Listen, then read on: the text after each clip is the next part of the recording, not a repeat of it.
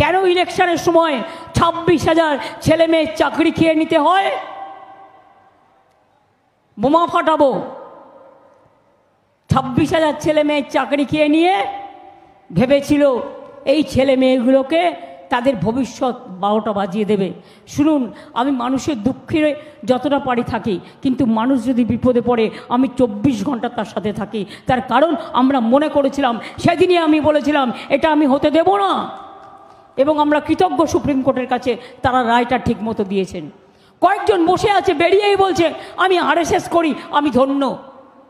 আরে জানা কর না আরএসএস, কে বারণ করেছে? কে বারণ করেছে? তুমি আরএসএস করো না এসএস করো না বিএসএস করো, তুমি চুলোর দুয়ারে যাও, আমার তো কোনো যায় আসে না। সেটা আপনার নিজের অধিকার, আপনার যা ইচ্ছা করতে পারেন।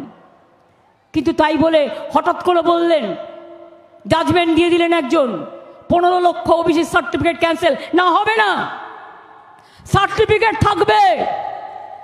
এখন সামার চলছে কোর্টে, ছুটি, গরমের ছুটি পড়বে। গরমের ছুটি শেষ হয়ে গেলে আমরা উচ্চ আদালতে যাব। আমি জানি নিয়ম কি করে করতে হয়, নিয়ম কি করে চেঞ্জ করতে হয়, নিয়ম কি করে বদলাতে হয়, নিয়ম কি করে সঠিক করতে হয়। আপনি এতে খেলেছেন, আমি বিতে খেলবো। আপনি শীতে খেলবার চেষ্টা করবেন, আমি জেডে খেলে আপনাকে খেলা হবে, আমি এটা দেখিয়ে দেবো। এইভাবে মানুষকে ঘৃণা করবেন না, এইভাবে ভাগাভাগি করবেন না।